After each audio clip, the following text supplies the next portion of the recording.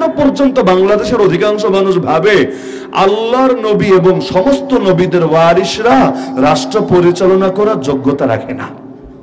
রাষ্ট্র পরিচালনার যোগ্যতা রাখে কারা?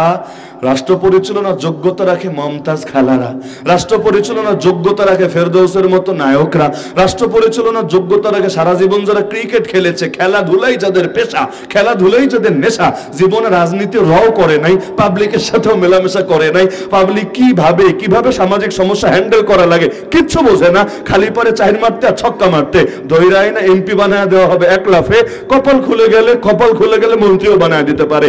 এই লোকগুলো রাষ্ট্র পরিচালনার যোগ্যতা রাখে। এমনকি যে এখন তো মোস্তফা সরোয়ার ফারুকের মতো লোকেরা নিয়েও উপদেষ্টা বানানো হয়েছে। কি যোগ্যতা আছে উপদেষ্টা হওয়ার জন্য? সারা জীবন যদি এমন হতো তার পলিটিক্যাল ব্যাকগ্রাউন্ড আছে, পলিটিক্স করে এসেছে, জাতিরে খুব ভালো নেতৃত্ব দিতে পারে, হ্যাঁ তাও একটা ব্যাপার ছিল, এমন না, মানলাম যে না তার অতীতে অবদান না থাকলে গণ অভ্যুত্থানে এই জুলাই আন্দোলনে তার ব্যাপক অবদান ছিল, এমন হলেও মানা যেত। কেন?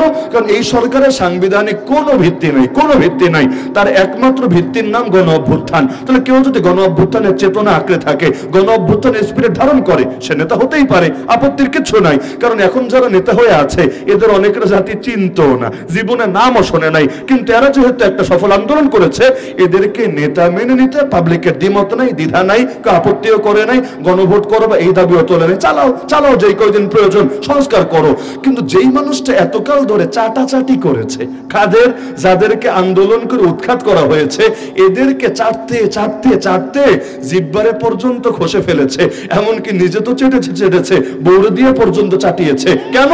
কারণ দেখা গিয়েছে বৌড়ে দিয়ে পর্যন্ত ওদের পক্ষে সিনেমা বানিয়েছে, ঘরে জিনা ঢুকায় দেওয়ার জন্য, ঘরে মুসলমান যুবক যুবতীদের চরিত্র নষ্ট করার জন্য এতকাল ধরে অবদান রেখেছে। এমনকি সমকামিতার মতো নিকৃষ্ট পাপ, যেটাকে শুধু কিশোরগঞ্জের মুসলমান না, পুরো বাংলাদেশের প্রায় সবাই, শুধু মুসলমান বলেই কথা না, হিন্দু বলেন, খ্রিস্টান বলেন, বৌদ্ধ বলেন, পাহাড়ি বলেন, অধিকাংশ মানুষ ঘৃণা করে চরম ভাবে, যেটা নাম শুনলেও মানুষের ভেতর থেকে বমি চলে আসার উপক্রম হয়। এরকম সমকামিতার পক্ষে দালালি করেছে। আর গোটা বাংলাদেশের মুরব্বী যাকে এক বাক্যে বলা যায় শাইখুল ইসলাম আল্লামা শাহ আহমদ শফি রহমাতুল্লাহ আলাইহি, আল্লাহ তাআলা হযরতের কবরকে নূরে রঞ্জিত করে দিন, তারা পর্যন্ত তেতুল হুজুর বলে গালি দিয়েছে, আজও পর্যন্ত ক্ষমা চেয়েছে, এমন কোনো প্রমাণ নাই, ভুল স্বীকার করেছে এমন কোনো দলিল নাই। এই রকম সমালোচিত বিতর্কিত লোককে নিয়ে জাতির নেতা বানানোর কি ঠেকাটা পড়েছে। এমনকি মানুষের লাজ লজ্জা বলতে তো একটা ব্যাপার স্যাপার আছে।